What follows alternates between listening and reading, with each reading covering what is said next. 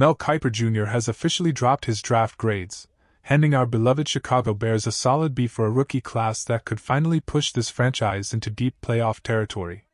But for the very first time in what feels like a lifetime, this front office shocked everyone by snapping a wild, 5-year streak and actually drafting a first-round defender.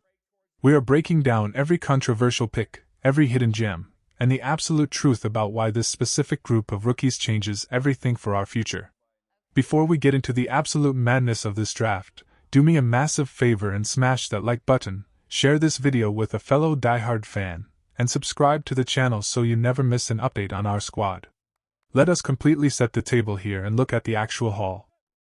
We walked away with Oregon safety Dylan Thieneman in the first round, Iowa center Logan Jones in the second, tight end Sam Roush and LSU receiver Xavion Thomas in the third, Texas cornerback Malik Muhammad in the fourth, Arizona State linebacker Keyshawn Elliott in the fifth, and Georgia Tech defensive tackle Jordan Van Den Berg in the sixth. Now, when Mel Kiper opened up his evaluation of what we did, he pointed out an incredibly frustrating, yet entirely undeniable truth about how this team has been constructed. From 2019 all the way through 2025, Chicago was the only team in the entire league that flat-out refused to draft a defensive player in the opening round. We had 5 day one selections over that span, and every single one of them went to the offensive side of the ball, including 2 massive swings at the quarterback position. And honestly, the offensive experiment actually worked. We finally became a top 10 offense in points per game last year. We absolutely crushed it in yards per play and expected points added. First-round picks like Rome Odunze were out there completely cooking defensive backs every single Sunday. But the flip side to that coin was glaring. Our defense was left completely lagging behind, desperately propped up by an unsustainable habit of forcing turnovers. We led the NFL with 33 takeaways, which is a fantastic stat on paper, but you simply cannot survive in this league on lucky bounces and prayers forever. But here is my immediate reaction to that criticism, and I know so many of you who have suffered through the decades of elite defenses and terrible offenses feel the exact same way. Are we really going to sit here and complain about finally having a modern, high-octane offense? No way. I am not about to adopt some revisionist history and pretend we should have passed on Rome Odunze or Colston Loveland. This offense is finally explosive, and it is going to be incredibly dangerous for a very long time. That brings us to the monumental shift in strategy this year. We finally went defense at pick 25, and Mel Kiper absolutely raved about the Dylan Thieneman selection. He called it an absolute steal, and the more tape you watch, the more you see exactly why. Defensive coordinator Dennis Allen is going to treat this kid like the ultimate skeleton key. He can play deep safety, he can drop down into the box, he can line up out wide, and he can lock down the slot. We are talking about an incredibly instinctive player who casually ripped off a 6-interception season at Purdue before transferring to Oregon and proving he could dominate on an even bigger stage. He is exactly the type of ballhawk we needed to make up for the brutal free agency exodus we suffered in the secondary. Honestly, just take a second and visualize how lethal this secondary can be if everyone can simply avoid the injury bug. Jalen Johnson and Kyler Gordon dealt with some major health issues last season. When they actually suited up, you could visibly tell Jalen was just trying to gut his way through the pain. Kyler Gordon looked like an absolute superstar during our playoff run, but the week-to-week consistency was completely derailed by his health. And then you have Tariq Stevenson, who is always going to be a bit of a wild card. But if a player as talented as Stevenson is the weakest link in your secondary, you are sitting on an absolute goldmine of talent. Dennis Allen is about to have a field day with these guys. He now has a 3-headed monster roaming the middle of the field with Kobe Bryant, Dylan Thieneman, and Kyler Gordon. Every single one of them brings a unique versatility that will completely scramble opposing quarterbacks. They can crowd the line of scrimmage and blitz, they can flawlessly switch from man to zone coverages pre-snap, and they can play aggressive downhill football or backpedal into deep coverage. When you blend that secondary flexibility with the blazing sideline-to-sideline speed we now have at linebacker with Devin Bush and DeMarco Jackson, you are going to see some breathtaking innovation on the back end. It feels eerily similar to those peak New Orleans Saints defenses when Dennis Allen was calling the shots. He brought in an aging Tyrann Mathieu specifically because he needed a versatile chess piece, and Dylan Thieneman has that exact same playmaking DNA pumping through his veins. Shifting gears back to the offense, Mel Kiper had some incredibly high praise for our second-round pick, Logan Jones. In fact, Kiper had him ranked as the undisputed number 1 center in this entire draft class. He called Jones the absolute perfect replacement for Drew Dalman, and that is a massive statement. Yes, I know the front office went out and traded for veteran Garrett Bradbury, but we all knew deep down that we needed a long-term, foundational anchor for the middle of that offensive line. Logan Jones is already a seasoned professional, boasting a staggering 51 career starts during his time at Iowa. The comparisons to Drew Dalman are actually completely spot on when you look at the measurables. Dalman came out of Stanford at 6'3" and 295 pounds. Logan Jones measures in just a hair under 6'3" and tips the scales at 299 pounds.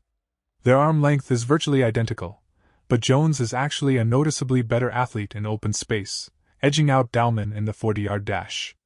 While Dalman had a slightly higher overall relative athletic score, both of these guys are tailor-made for an outside zone blocking scheme. ESPN's X's and O's guru Matt Bowen was asked about the comparison, and he flat-out agreed that Jones is Dalman 2.0. Now, is there a world where Logan Jones actually starts as a rookie? I genuinely believe there is.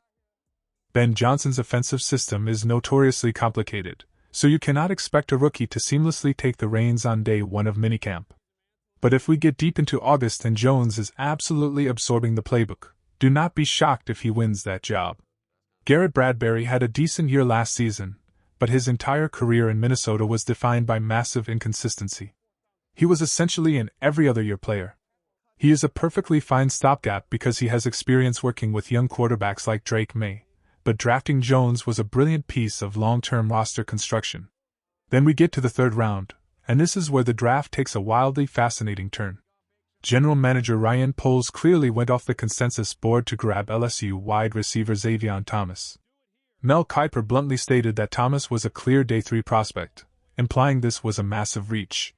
But let us just be completely real with each other for a second. This has Ben Johnson written all over it. While the front office makes collaborative decisions, Ben Johnson is the ultimate architect of this offense. When you look at the sheer speed of the players we have drafted lately, you can see his philosophy taking over. Word around the facility is that when Ben Johnson turned on Thomas's tape, his eyes absolutely lit up. And why wouldn't they? The kid runs a terrifying 4.28 40-yard dash. He can line up in the backfield, he can terrorize defenses from the slot, and he is a uniquely electric return man. Ben Johnson is completely obsessed with generating explosive, game-breaking plays. It is the sole reason we ranked in the top 2 for explosive play rate all of last year. Johnson is already in the lab figuring out how to manufacture 4 to 6 guaranteed touches for this kid every single Sunday. When you factor in his elite special teams production, 3 career return touchdowns on fewer than 100 touches in college, he instantly becomes our primary kickoff returner. That allows Khalif Raymond to focus purely on punts, while Thomas develops from a raw gadget player into a potentially lethal offensive weapon. But that offensive luxury pick brings us directly to the absolute biggest criticism of this entire draft class. Mel Kiper pointed out that the most crucial storyline of the weekend was Chicago completely ignoring the defensive edge and defensive tackle spots until the waning moments of the 6th round. So here is my question of the day for you, and I need you to flood the comments right now. Should the front office have prioritized an edge rusher over a luxury wide receiver in the 3rd round, or was passing on the defensive line the ultimate masterstroke? Drop your answers below, and let me know exactly who you would have drafted instead. Because when we finally did address the defensive line, it was Jordan Van Den Berg at pick 213. Let us talk about him really quickly. I actually adore the value we got here. He is a wildly explosive late bloomer who practically took up residency in the opponent's backfield last season at Georgia Tech. We are talking about a guy who posted a flawless 10 out of 10 relative athletic score. He is a freak of nature. He is not going to start on day 1, but he absolutely possesses the physical tools to become a disruptive rotational piece, and he will undoubtedly make this football team. But the larger defensive line strategy is completely fair game for criticism. We desperately needed someone terrifying opposite of Montez Sweat, and we walked away empty-handed. But let us take a step back and look at the reality of the situation. There is a very realistic timeline where Austin Booker takes a massive leap this season and becomes that reliable number 2 guy. How does Shamar Turner look coming off the ACL tear? Can Deo Odiingbo actually live up to his contract? There is a highly compelling argument floating around right now that the Bears do not actually need depth at defensive end. Their depth is completely fine. What they desperately need is an undeniable, top-tier superstar. And the brutal reality is that a superstar simply did not exist at pick 25. Who are we supposed to draft to magically fix the pass rush? Akeem Masiter is an older prospect. Keldrick Falk is a massive project who is years away from contributing. Zion Young is a solid rotational guy, but you are out of your mind if you think he is worth taking over a transcendent talent like Dylan Thieneman. Even Danny Dennis Sutton plummeted to the 4th round because the rest of the league saw the exact same flaws our front office did. This regime knows exactly what it is doing. Do not forget, they aggressively checked the price tag on Max Crosby, and they made a massive, serious push for Myles Garrett at the trade deadline last year.